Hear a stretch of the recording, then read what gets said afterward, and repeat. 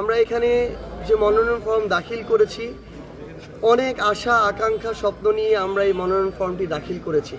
এবং এটি শুধুমাত্র সম্ভব হয়েছে তাদের জন্য যারা 2024 সালের অভ্যুত্থানে নিজেদের জীবন দিয়ে, রক্ত দিয়ে, অঙ্গ হারিয়ে অনেক অনেক ত্যাগ করে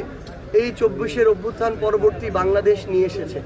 আমরা আজকের দিনে তাদেরকে শ্রদ্ধাভরে স্মরণ করছি এবং আমরা আমাদের জায়গা থেকে মনে করি যে আমরা যদি তাদের ওই আকাঙ্ক্ষাগুলো, যে আকাঙ্ক্ষাগুলোকে ধারণ করে তারা রাজপথে নেমেছিল, এত ত্যাগ করেছে, সেগুলোর যদি আগামীর বাংলাদেশে আমরা বাস্তবায়ন করতে পারি, তাহলেই আজকের এই মনোনয়ন দাখিল এবং নির্বাচনে প্রতিদ্বন্দ্বিতা সার্থক হবে। আগামীর বাংলাদেশে আমাদের এই নির্বাচনী জোট সংস্কারের জন্য লড়াই করবে, বাংলাদেশের মানুষের স্বস্তির জন্য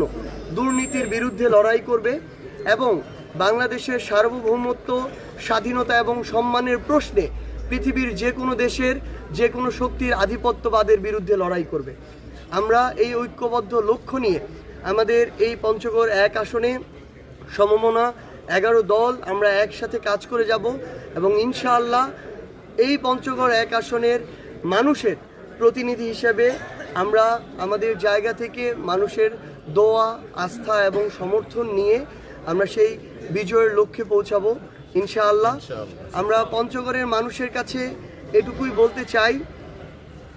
যে আজকে এই পরিবর্তিত পরিস্থিতিতে আমরা একটা লড়াই, সংগ্রাম, একটা আকাঙ্ক্ষা, স্বপ্ন নিয়ে আজকে এই জায়গায় দাঁড়িয়েছি। আমাদের হয়তো এই জায়গায় দাঁড়ানোর কথা ছিল না,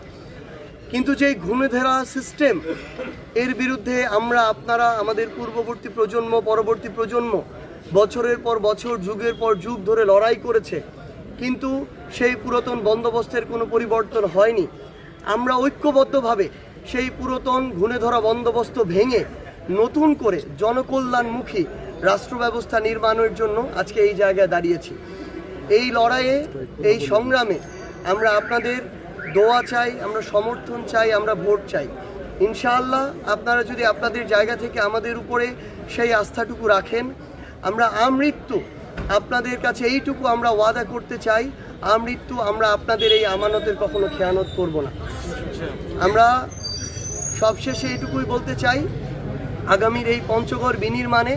আমরা সকল রাজনৈতিক দল মত ঐক্যবদ্ধভাবে যারা ভালোর পক্ষে থাকবে, ন্যায়ের পক্ষে থাকবে, জনগণের পক্ষে থাকবে, তাদের সাথে আমরা কাঁধে কাঁধ মিলিয়ে কাজ করে যাব এবং যারা যে কোনো ধরনের অপকর্মকে, জনগণের ভোগান্তিকে, জনগণের হয়রানিকে,